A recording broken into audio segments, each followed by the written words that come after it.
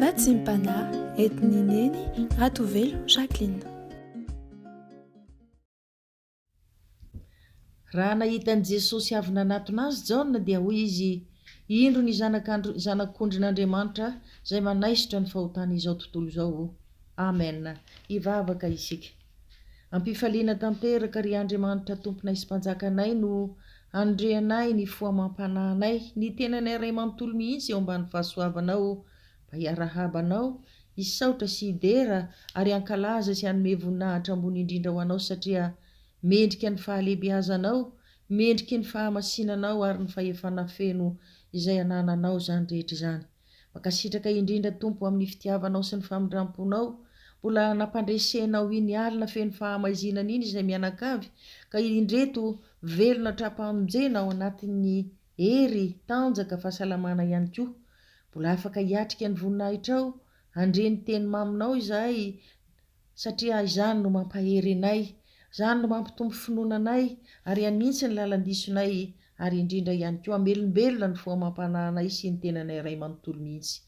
Ho mbola mangataka anindra fonao izahay Jesosy malalo, mba meteza andrantsana izay rehetrarehetra tsy nambolen'ny tananao ao anatin'ny fonay, fanahinay sy ny sainay, ary izay rehetra falitona sy tsy fahamarinana rehetra koa Jesosy mba rantsano rantsano amin'ilay tananao misy olatra ny fanasitranana, dia atsipazo any amin'ny farimy rehetra afo ho may mandrakizay, ary aoka ny fanahy masinao Tompo no ameno sy anjaka feno ao anatinay, hanavao ny toe-po sy ny toe-panahinay, hanavao ihany koa ny fiainany iray manontolo amin'ny alalan'ny teninao.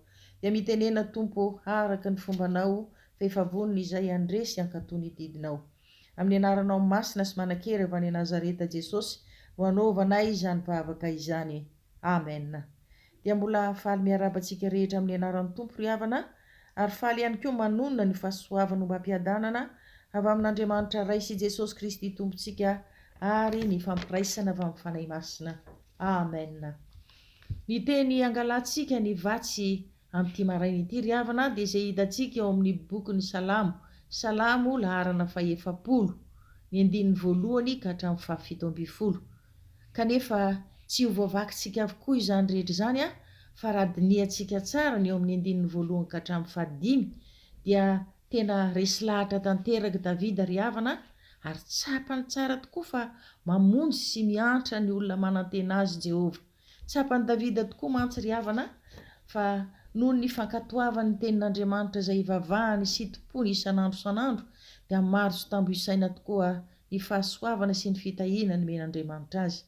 Hoy tokoa mantsy Davida hoe, nandrea ny fitarainako hatrany hatrany Andriamanitra, nitsinjo ahy izy ary nampakatra ahy avy tao amin'ny-davaky ny fandringanana, nampitoetra ny tongotro teo ambony vatolampy izy, nanisy fiaraham-baovao teo am-bavako izy, ary nanao fahagagana marobe koa teo amin'ny fiainako. Izany rehetrarehetra izany no vokatry ny fankatoavan'i Davida n'Andriamanitra ry havana. Raha nilaza tokoa mantsy Davida hoe nampakatra ahy avy tao an-davaka ny fandringanana ny Tompo dia tena marina tokoa ry havana, fa tokony ho faty mihitsy anie Davida tamin'io fotoana io raha nanenjika azy tokoa mantsy Saoly dia nihery tao an-davaka Davida, satria ao ambony ao dia maro be tokoa ny miaramila miandry azy. Noho ny fitiavan'Andriamanitra ny Davida nefa dia nataony rendriky ny torimaso tanteraka Saoly sy ny miaramilany dia afaka niala moramora tao an-davaka tao Davida. Nalahelo sy tezitra tokoa ireo mpanaradian'i Davida dia niteny hoe, vonoy amin'izay Saoly fa io anie no saika hamono anao Namaly anefa Davida hoe, sanatria tsy hikasika ny olom-boahositr'Andriamanitra izany aho, fa notapahiny fotsiny ny sisin'ny kapotiny Saoly, ary noho ny maraina ny andro dia niantsoantso teny lavitra izy nampiseho ilay sisina kapotiny na hoe, tena afaka namono anao ary Saoly raha nataoko izany, saingy tsy mikasika ny mpanompon'Andriamanitra izany mihitsy aho. Noho izany fatahorany Davida sy ny fankatoavany an'Andriamanitra izany ry havana, dia narovan'Andriamanitra Davida ka navoaka ny tao an-davaky ny fandringanana. Maro sy tambo isaina tokoa ny fahagagana nataon'Andriamanitra teo amin'ny fiainan'i Davida, ka hoy izy eo amin'ny Salamo faha-efatra amby telopolo hoe, isaotra lalandavani Jehovah aho, ary eo am-bavako mandrakariva ny fiderana azy. Isika koa ry havana, mba mahatsapa zava-mahagaga maro nasehon'Andriamanitra teo amin'ny fiainantsika ve isika? Dia tsy tokony hisaotra sy hanome voninahitra an'Andriamanitra koa ve isika, na ratsy na tsara ilay zavatra nasehony? matetika mantsy dia toa fimonomonomina foana no ataontsika satria misy foana ny tsy fankatoavana ny fitondran'Andriamanitra ny fiainantsika. Tsy mety manaiky mihitsy isika amin'ny zavatra sehon'Andriamanitra eo amin'ny fiainantsika dia mimenomenona mandrakariva.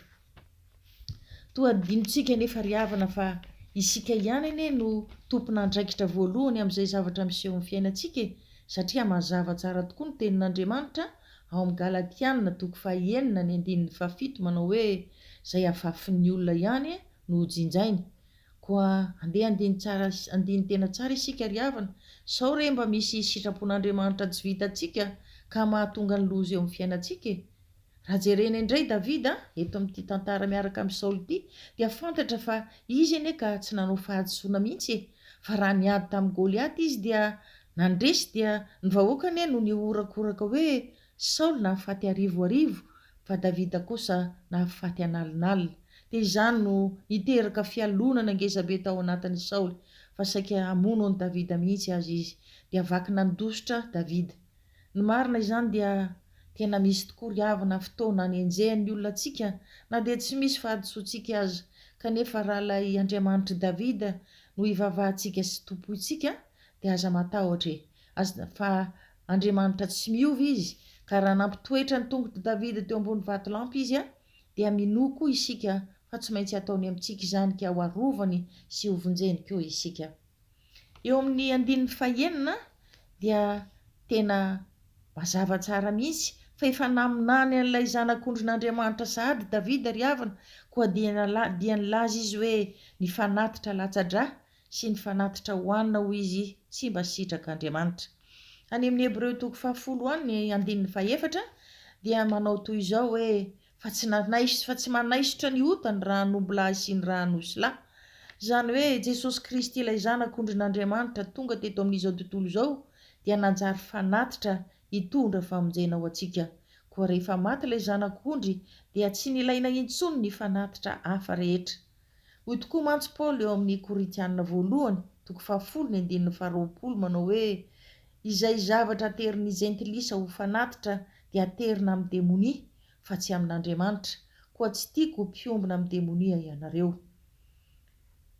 Manomboka androany izany ry havana dia maniry tokoa ny tompo raha maniry mba tsy hisy intsony re kristianina mba hanao fanatitra na eny amin'ny tendrombohitra izany na eny amin'ny fasana fa tena fahavetavetany eo mason'Andriamanitra izany. Fa ny rahan'i Jesosy Kristy irery ihany no mitondra famelan-keloka ho antsika raha tena mifona sy mibebaka marina eo anatrehan'Andriamanitra isika ry havana. Ary ampy ho antsika tanteraka anie izany satria ny rahan'i Jesosy Kristy no nanaova ny fampihavanana antsika amin'Andriamanitra. Raha diniantsika indray ny ao amin'ny andininy 1:20 ka hatramin'ny 7:20 dia mazava tsara mihitsy ny tenin'Andriamanitra fa ny fiadiana mahery vaika ho an'ny olona voazaha toetra dia ny vavaka irery ihany ry havana.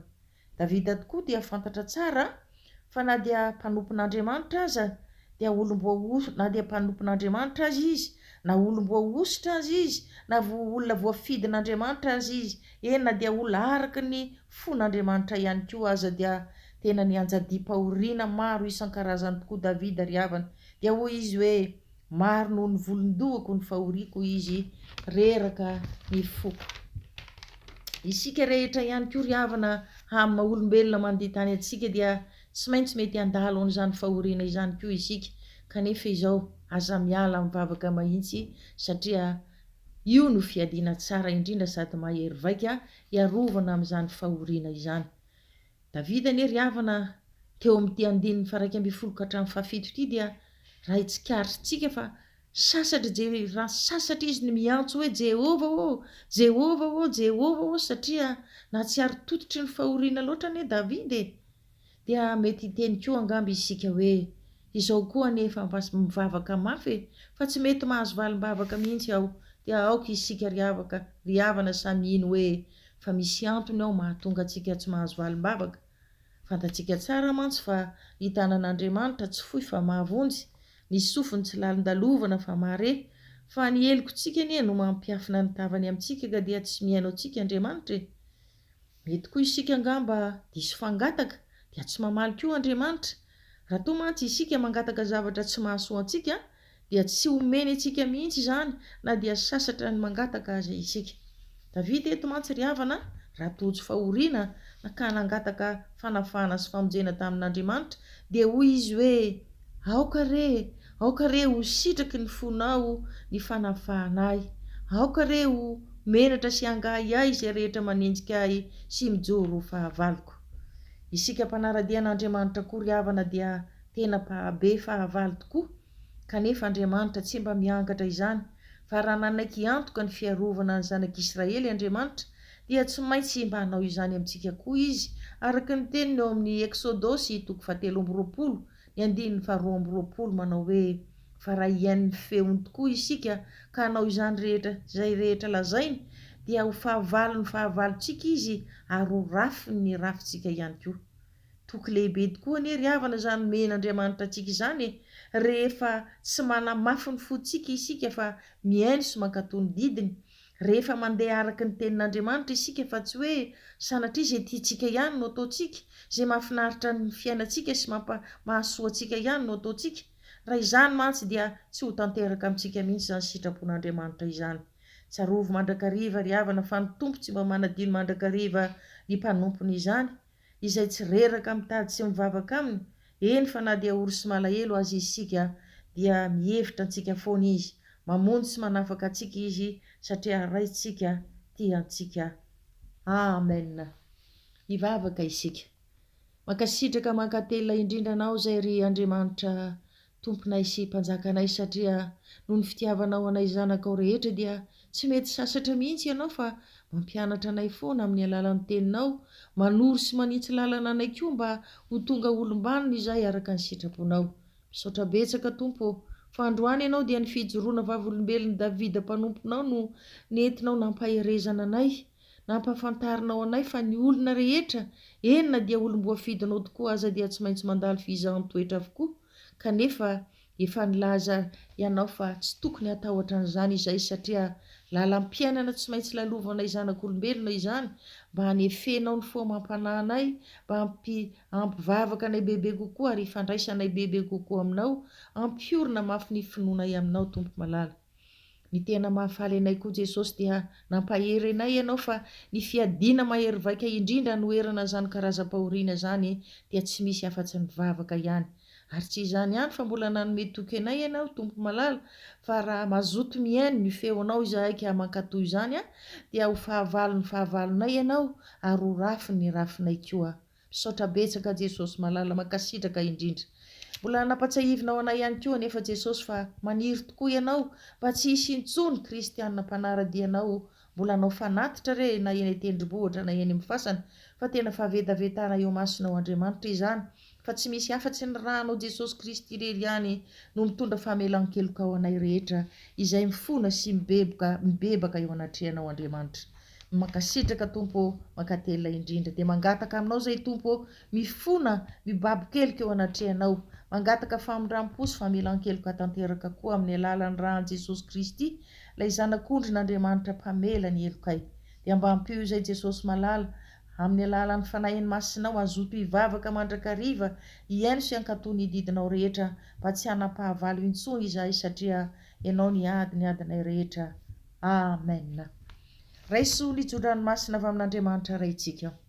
Aza manahy na inona fa aoka ny fivavahana sy ny fifonana ambanin'ny fisaorana no entsika manambara ny fangatahantsika amin'Andriamanitra amin'ny zavatra rehetra, ary ny fiadanan'Andriamanitra izay mihoatra noho ny fahalalana rehetra hiaro ny fotsika sy ny hevitritsika ao amin'ny Kristy Jesosy. Ho tanteraka tokoa an'izany amin'ny anaran'ny Ray sy ny Zanaka ary ny Fanahy Masina. Aleloia. Amen. Andeha tokoa isika ry havana hiaino sy hankatohan'Andriamanitra mandrakariva, fa izany no mitondra fitahiana sy famonjena ho antsika. Amen.